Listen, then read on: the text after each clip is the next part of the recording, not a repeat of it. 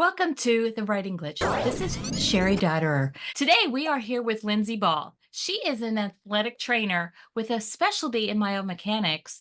She found out a couple years back that she has Ehlers-Danlos Syndrome, which both of my children also have. We have this connection, and I'm very intrigued with what she is studying right now. Lindsey, welcome to the show and tell us a little bit more about what it means to be an athletic trainer. I've been an athletic trainer the last 8 years. You get to work with all sorts of different populations, different types of injuries, backgrounds, everything with people of all ages. So I've worked with kids in high school, 5th through 12th grade. I've worked with professional sports, co-ed professional sports. But post-injury, that usually gets sent over to the therapeutic end, so that would be like the physical therapist. So if there's like an acute injury, they go that way. Is that the idea? We actually are anywhere from emergency medicine, so straight on the field, and we do diagnosis and treatment of injuries, and we can actually do all the rehabilitation in-house. Before we begin, here is a word from our sponsor, Disability Labs. At Disability Labs, we are committed to impact the journey of 20,000 teachers, which translates to about 3 million students by 2030, so they can reignite their passion for teaching. Our professional development series focuses on math and writing strategies to help all students in your classroom. These interventions improve students with and without disabilities. All students have access to mathematics and writing skills. We have an ebook about the pizza problem available for $14.95. See the show notes for details. The pizza problem introduces the concept of squares to students. Whether you are a teacher or an occupational therapist, this math problem uses vision to help develop conceptual knowledge from kindergarten through 12th grade by increasing the complexity of students' knowledge base and improving number sense. The world has changed in sports medicine so much. So let's back up. I mentioned the words Ehlers-Danlos Syndrome a little bit ago, and that's what I really wanted to talk about today and how it relates to kids writing. Can you share a little bit about what you're willing to share about your experience? How did you even figure out what Ehlers-Danlos was? And tell us what it is for that matter, because there's so much more that I don't understand about it. Ehlers-Danlos, or EDS, is a connective tissue disorder. There's 13 subtypes. The original diagnosis was just one type, and then up until 2017, there was only 5 types. I was diagnosed in 2015. I had a lot of injuries. I had a lot of stuff going wrong. Taking notes in class was super painful for me. It was just what was happening. I played collegiate sports, and so we just didn't have any answers as to why I was sick or getting injured all the time. So my mom started doing some digging, and that's when she stumbled upon this connective tissue disorder. She spoke to my primary care physician at the time back at home while I was away at school, and she was like, that actually makes a lot of sense for everything that she's been through since I was taken under her primary care when I was like 5 or 6.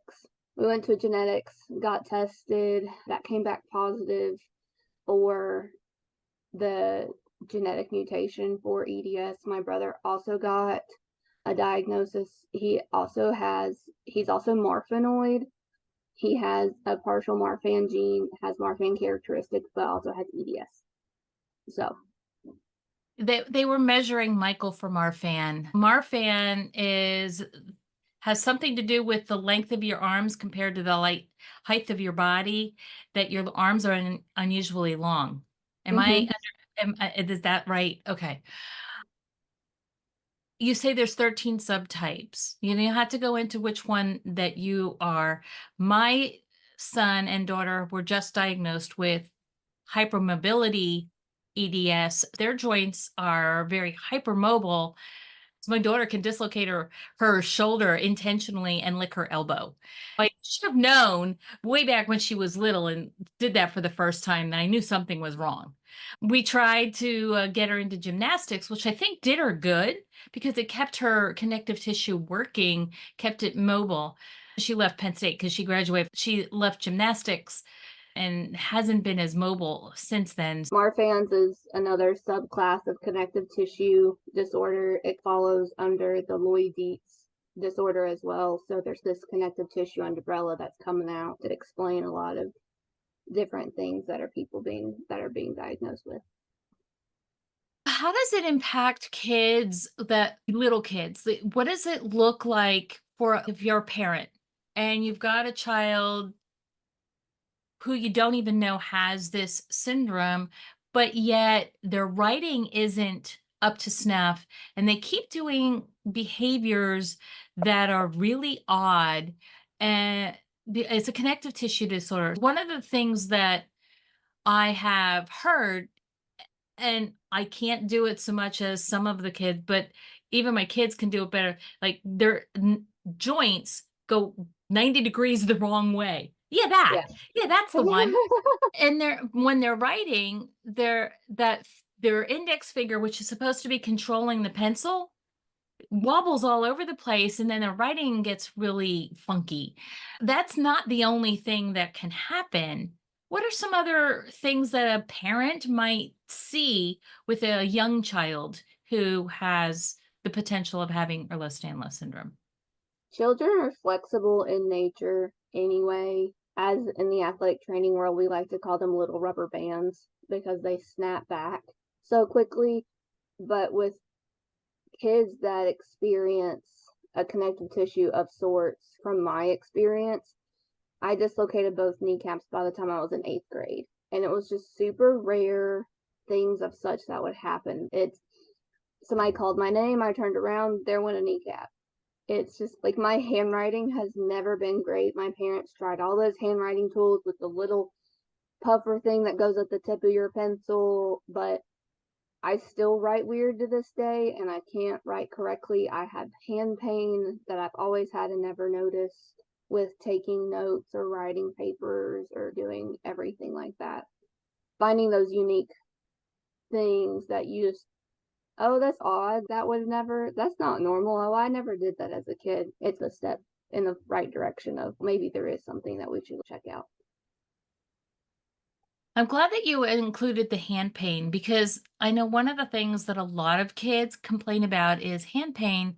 We need to think about distinguishing hand pain that's related to a connective tissue disorder from hand pain because of stiffness that's not related to a connective tissue disorder.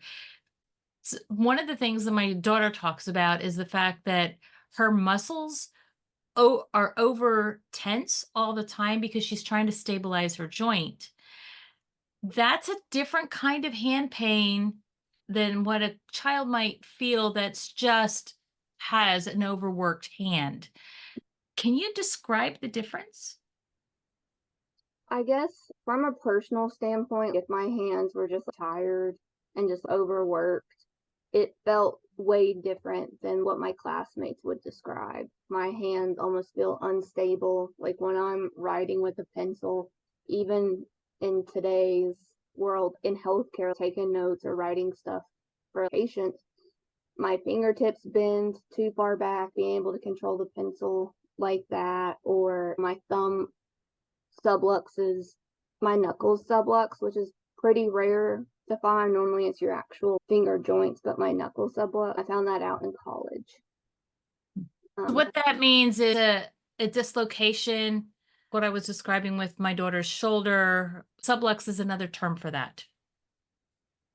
Finding braces or something that would control the corrective movement and not causing too much hand pain, but you just learn to deal with those things when you have something like this. I'm thinking about is like a figure eight ring. It's a ring that goes over your fingers and it has this ring that goes here.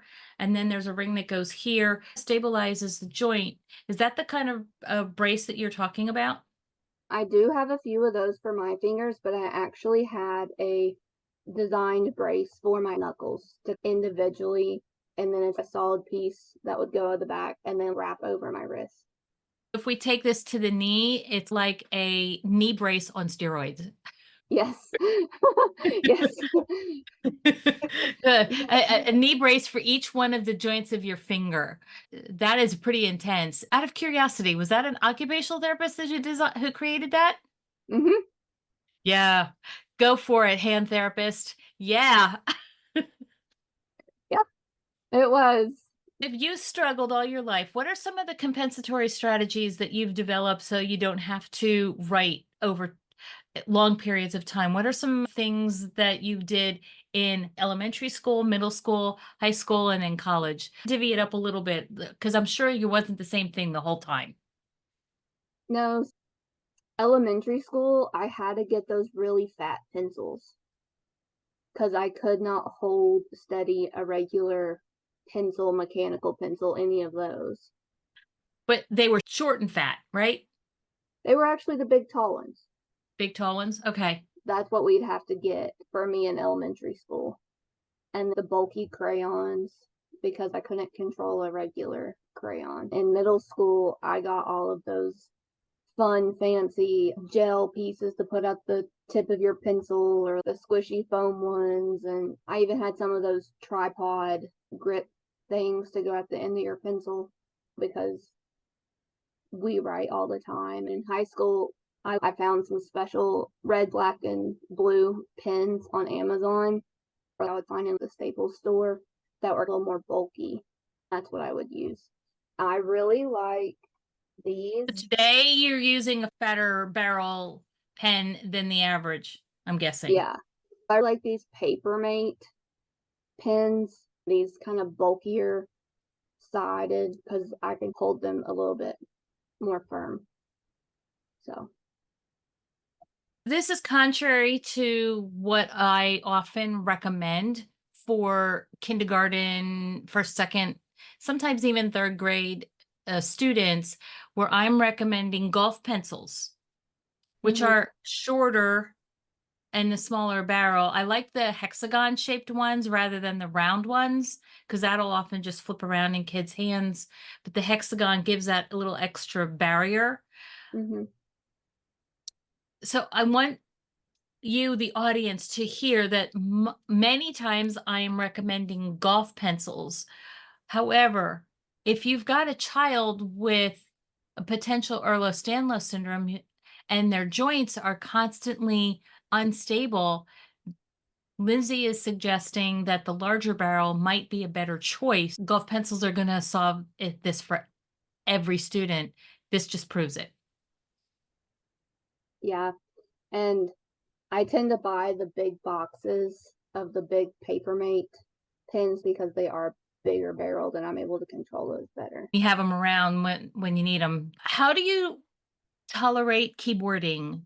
Do you get fatigued? Do you use a specific keyboard, like a mechanical, or do you use the one that comes like with a laptop that you barely touch? What's better? I just have on my laptop here just the regular laptop keyboard that's attached. That's nice and easy to touch. I'm also a fast typer, so my fingers do get fatigued, especially when I'm writing like manuscripts or papers. I have to take continuous breaks, but I feel like the ease of the keyboard pads are a little easier for me to like press down. One of those high-end gaming keyboards that's a mechanical is going to just fatigue your fingers fast. Yes, is what I have found. Yeah. My son's the opposite. He absolutely finds that the mechanical keyboard is better because that tension that's Mhm. created adds stimulation to his fingers, so he knows he's pushing the key. He can't feel the other keys, if that Yeah. makes any sense. I guess that has to do with the amount of proprioception you have in your joint. Mhm. I have one of those new mouse pads that are like the big bulky ones that have the big hump on them and like the foam. Oh, Like, okay. You're gonna have to show us that one yeah. if you have it handy. I have my old one. I'll have to send you a picture of it, but it's corrective so you don't have this crooked up down. Instead, this one is actually real big and bulky and it's almost very thick. So that you can use a regular mouse. And so I don't have to cock my wrist up a certain way, and because my wrist hurt if I'm sitting in too much of a cocked position, I use these new, more bulky mouse pads. I use a normal mouse, but I buy the bigger mouses that are the gaming mice. But this mouse pad that I have found is a life changer. I think we're going to have to share it, and I will put a link or some kind of identifier in the show notes for you guys that are listening to this and you're going, what is she talking about? We will definitely get that information to you. Any other quick thought suggestions that you have when it comes to adaptations for writing? I don't think so. I think it's just finding out what fits you. I did a lot of trial and error, finding out, especially in college, I'd buy probably 8 packs of pens to try and find out which one I liked the best, because we weren't allowed to write with pencils in the athletic training department. It had to all be pens. And trying to find a pen that worked was a big hassle for me. I found one that worked and I've just continued to use that. That's what you got to do. As far as college goes, did you have a lot of accommodations for your writing, or did you grin and bear it? By that point in time, you knew a lot about what was going on with your writing skills. I just dealt with it. I never really said anything, but I knew I would have to take extra time to write out things. Or if you write a soap note, it took me almost twice as long to do. And I would have to make multiple copies as I chuck one off the desk because it hurt or like my writing started to go sideways. It wasn't until grad school that I started putting adaptations and getting a note that would allow me to take that extra time as needed.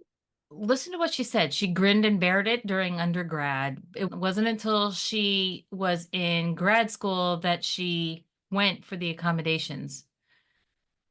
Not my recommendation.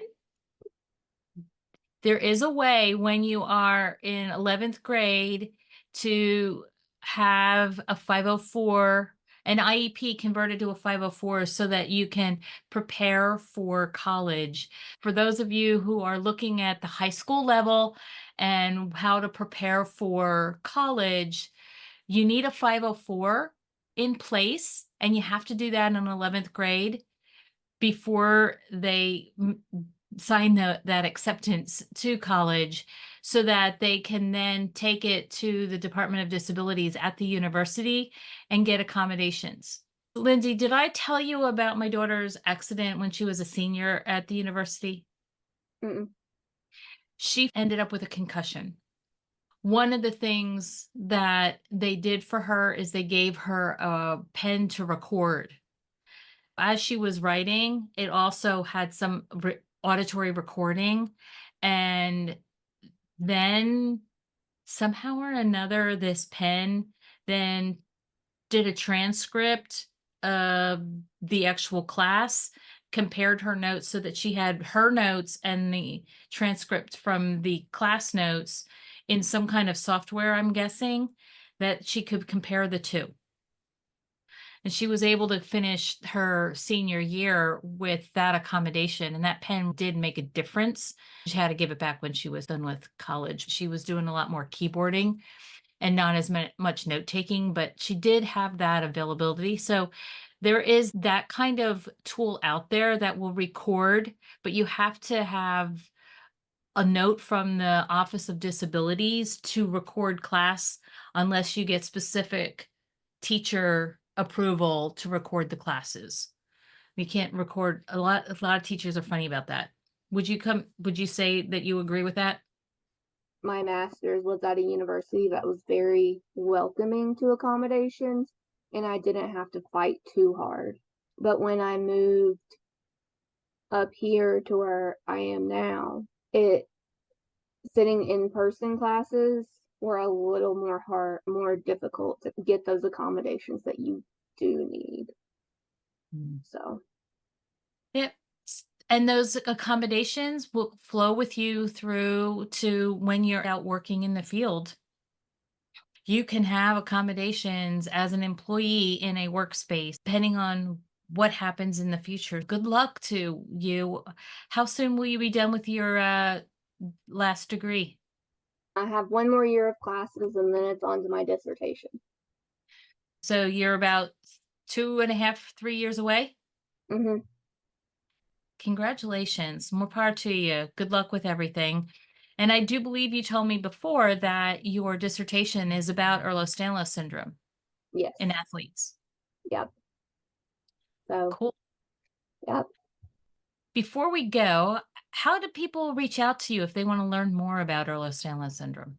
I can give you my email address and then we can also attach my information as well to the paper that I've already just written and published as well, if that's an interest to anybody. Fantastic. And I found that paper through Ehlers-Danlos News. That's how we connected. Thank you for sharing your understanding and your knowledge about Ehlers-Danlos syndrome.